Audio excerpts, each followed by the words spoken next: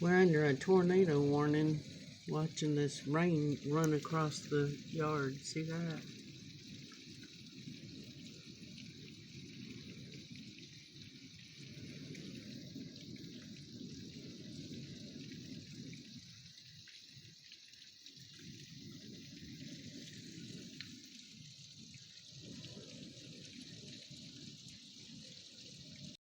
That was much ado about nothing. Good morning, everybody. My name is Christy. Welcome to my channel, Christy's Musings.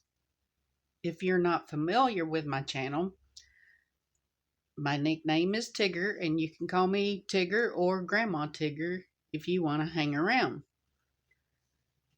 Today, I wanted to discuss a few things. You know, it's been on my heart, this subject that I had last couple of weeks about Armand Hammer, and I looked at the documentary, which, like I said, totally whitewashed over any real scandalous stuff. I mean, I guess they thought that we all wanted to know about the sexual stuff that was going on with the family, but they didn't really get into all the really nitty gritty stuff. And that's because, as I have pointed out in the past, remember my discussions about Tom Philpott, how in the 80s he discovered that some things were going on and it went all into the upper echelons of our society, and how these people that run our country were involved. People like Larry King, for instance. But as I've been trying to research, a while back I told you all about how I was finding it hard to find things on Google and even DuckDuckGo, which now is compromised as well. It's getting to the point where I even asked my daughter to help me research some stuff, and she's even having trouble. And I told you a while back, if you see something, save something. And this morning, I was praying about it, and I was like, Lord, you've laid it on my heart to talk about Armand Hammer and to expose all of these things, but I can't find anything. And it just came to my mind that, hey, you have bought all these books. The Google may be compromised, but all of these books have not changed. So I started dragging out all of my books to see if any of them discussed Armand Hammer. And lo and behold, this one. Like I said, I keep buying these books, and I've talked to my doctor. I've asked him, hey, what's going on with this? And it's just normal aging, according to him. When you sit down to read, you just fall asleep. He's like, maybe I needed some sleep. But anywho, this book by Whitney Webb has a lot of notes. And so, since it's a rainy day, I thought I would just discuss some things that I've found in the notes. And so, just a little warning, I will be kind of going over a lot of reading. I thought it was important, so y'all bear with me. Hope you enjoy this kind of deep dive. But anyway, just on the subject of Armand Hammer.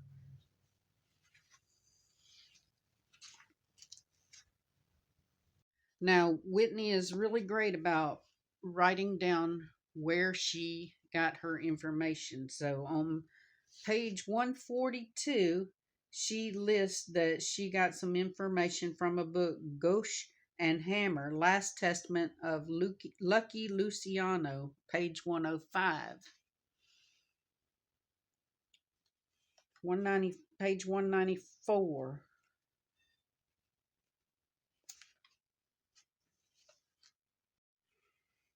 She lists that from the Edward J. Epstein dossier, The Secret History of Armand Hammer, Random House, 1996, and page 322.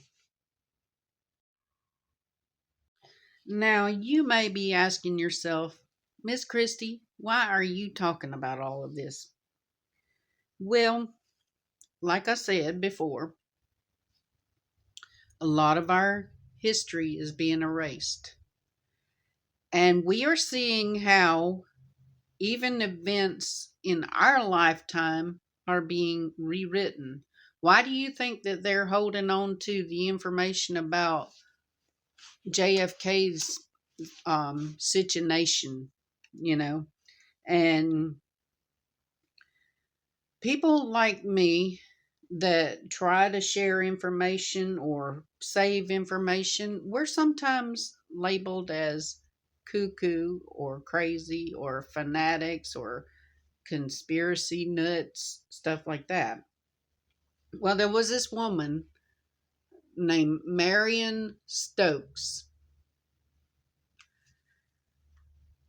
She was an American access television producer, businesswoman, investor, civil rights demonstrator, activist, librarian, and archivist, especially known for hoarding and archiving hundreds of thousands of hours of television news footage spanning 35 years from 1977 until her death in 2012, at which time she had been operating 9 properties and 3 storage units.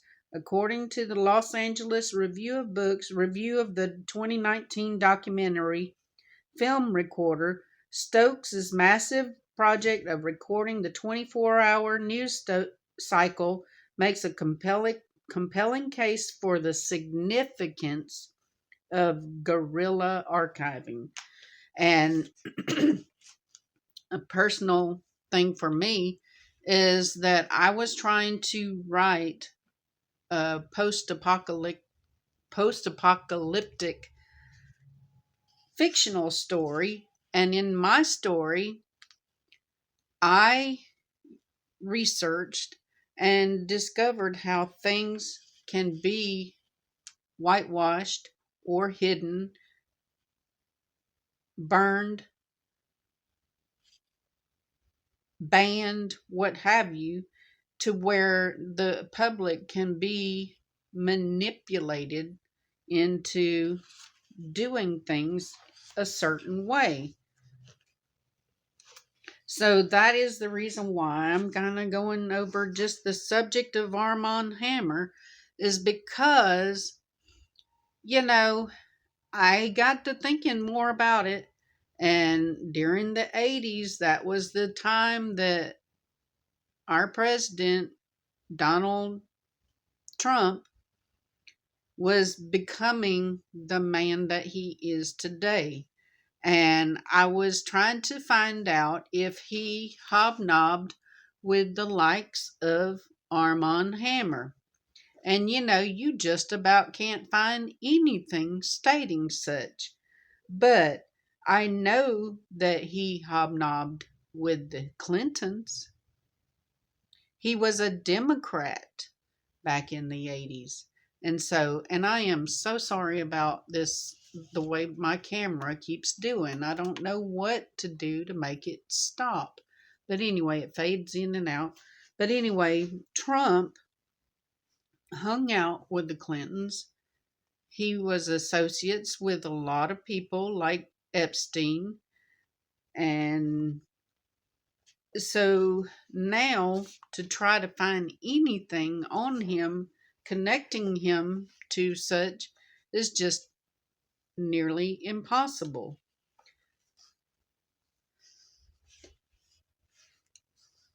But getting back to this, I just wanted to go over the notes that I have underlined. Page 236 in this book is talking about Edward Bell. By the late 1960s, Edward Ball. By the late 1960s, Ball's domination of Florida was drawing the ire of government regulators and politicians. Moves were being made to force the DuPont Trust to divest of a sizable chunk of its holdings.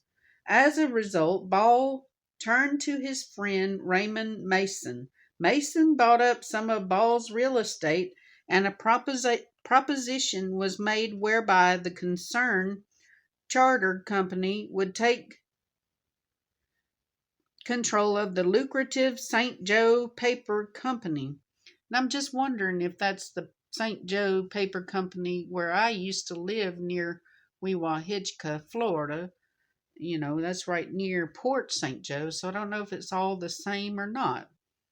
The problem, however, was that Charter at this point was a much smaller company and lacked the capital requirements necessary to maintain St. Joe.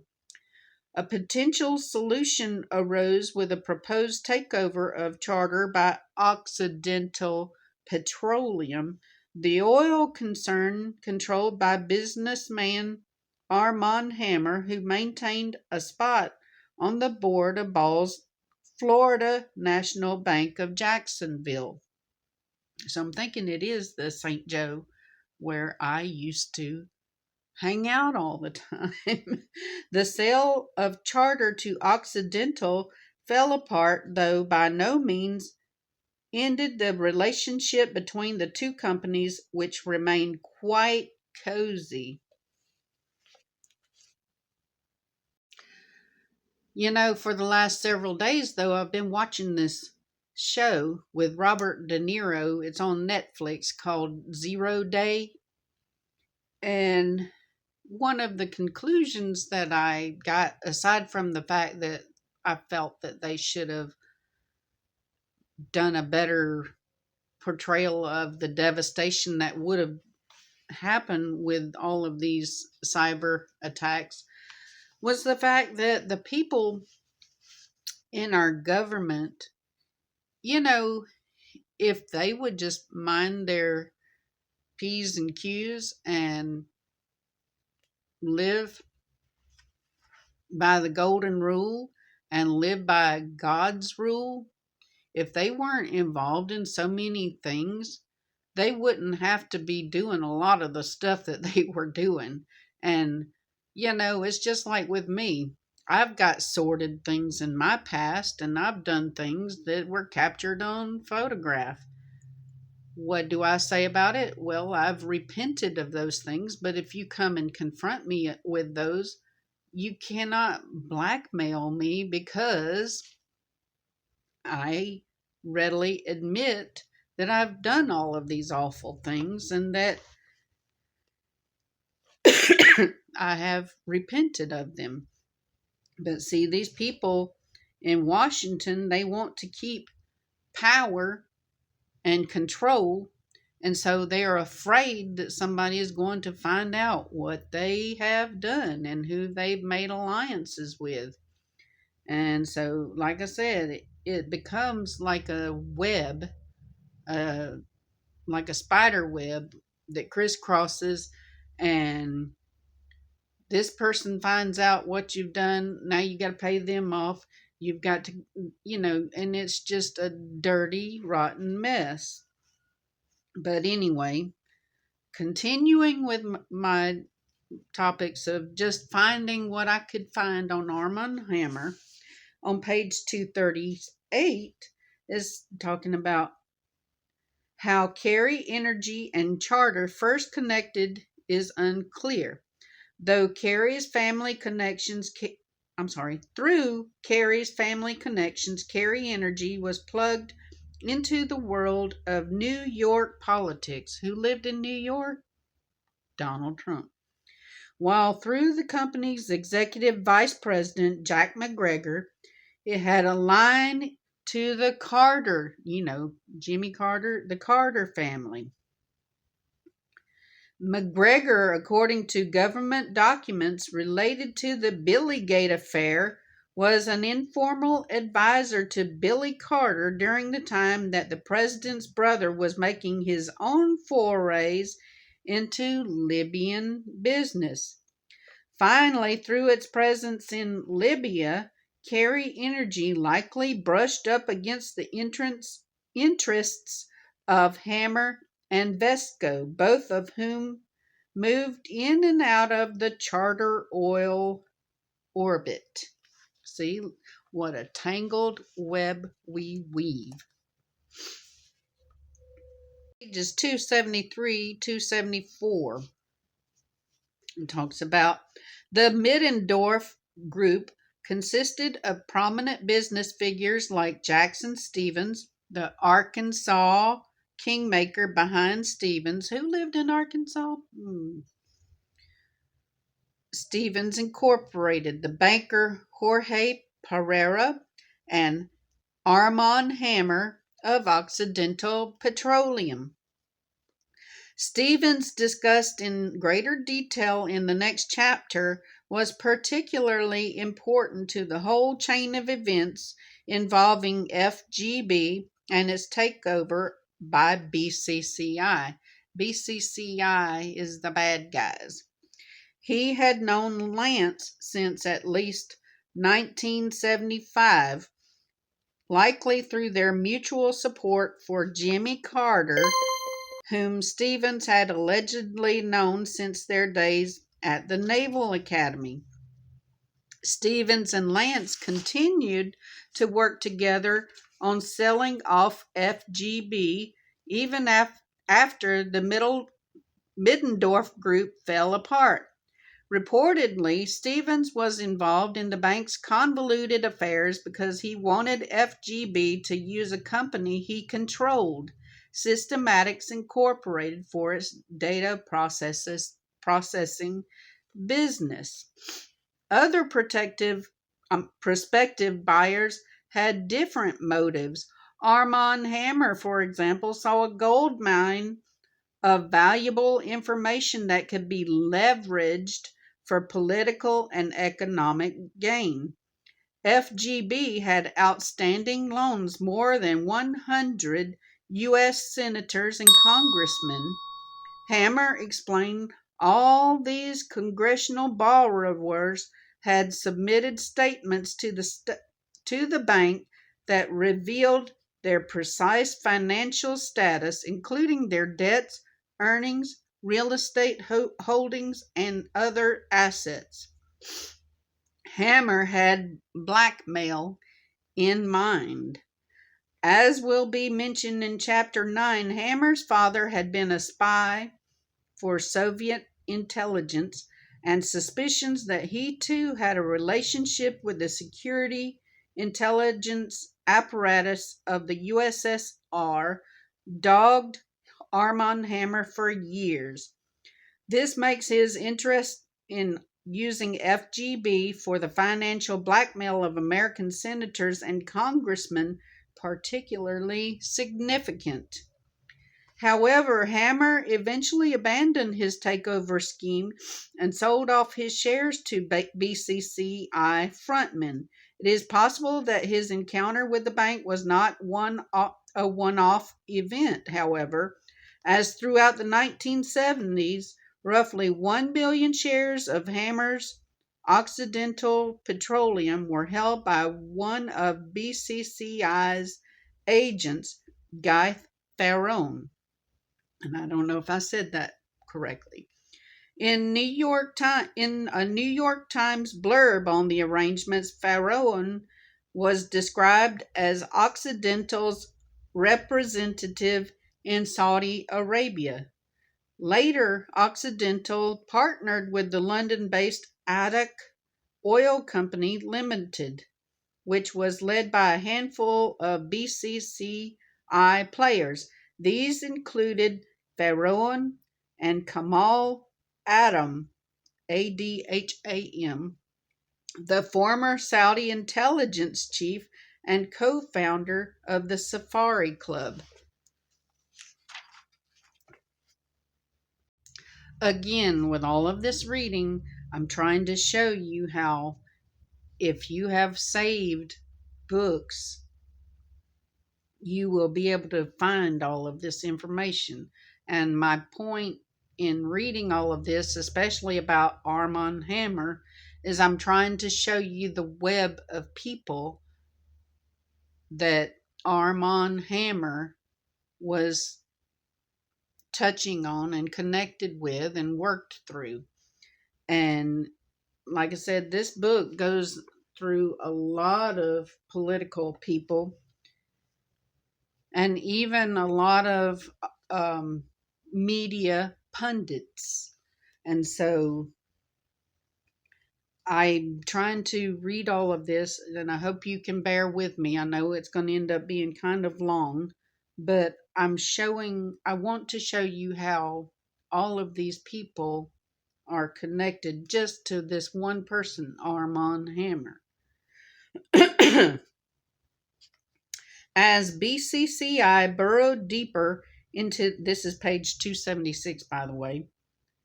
As BCCI burrowed deeper into the U.S. financial system, Abedi and his close cohorts became involved with the Carter Presidential Center. Abedi, Adnan Khashoggi, and Clifford were all large donors to the center, and BCCI became a mega donor to a third world development project set up by Carter called Global 2000.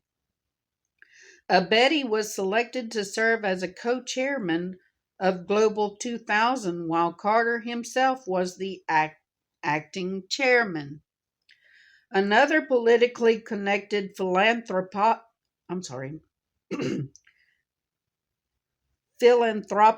outfit was BCCI became connected to was called the Chief of Police National Drug Task Force, COP. All of these war on drugs, remember? Which received money from First American. The head of COP was the Utah Senator Orrin Hatch, who became a defender of BCCI during its collapse and who had ties to a number of its principals. Another figure involved in COP was Randy Anderson, the son of DC journalist Jack Anderson, whose roles in Watergate and the Profumo affair were discussed in previous chapters. First American's board included Robert Keith Gray, who joined shortly after the bank was renamed. 7 years later, in 1988, after Gray had rejoined Hill and Knowlton with his Gray and Company, becoming a subsidiary of the firm, H&K was retained by BCCI after the bank was indicted in Tampa for drug money laundering. That war on drugs, remember? As part of its campaign to distance BCCI's image from illicit activity, H&K disseminated materials discrediting persons and publications whose statements were later proved accurate about BCCI's criminality. Remember Tom Philpott again. As for FGB's First American subsidiary, National Bank of Georgia was purchased by BCCI frontman and business partner of Armand Hammer, Gaith Pharaon, Ghaith, Pharaon, Pharaon. While the Office of the Comptroller of the Currency expressed concern over the purchases, the regulators ultimately allowed these transactions to go through. Roy Carlson, the former Bank of America executive who first forged ties with the bank between the bank and BCCI, was recruited by Abedi to run the National Bank of Georgia after it was purchased by Pharaon. Several years later, Pharaon resold the bank to none other than First American. Pharaon, it should be mentioned, maintained significant political connections of his own. Just prior to his first encounter with Bert Lance, he had bought a large block of stock in the main bank of Houston, Texas. Another Arab investor was the Saudi billionaire Khalid bin Mahfouz, the power behind the prominent national commercial bank. Like Pharaoh, bin Mahfouz was extremely close to BCCI and even owned shares in the bank. Later, in 1986, plans were underway for bin Mahfouz to take over both BCCI and Credit and Commerce American Holdings, but internal auditors for National Commercial raised too many questions about the arrangements. Other investors in Main Bank along Pharaoh and bin Mahfouz included John Connally, the former governor of Texas, who was soon to become a major player in the world of defrauding savings and loans.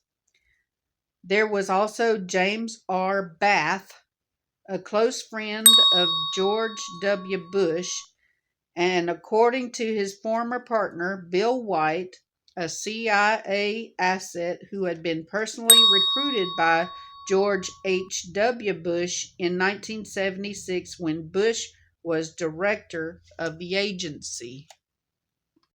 On page 409, just talking about all the stuff we can find on Armand Hammer from this one book. Around the time that World Tech was being created, CDC's then executive vice president, Robert D. Schmidt, was part of the American Committee on U.S.-Soviet Relations.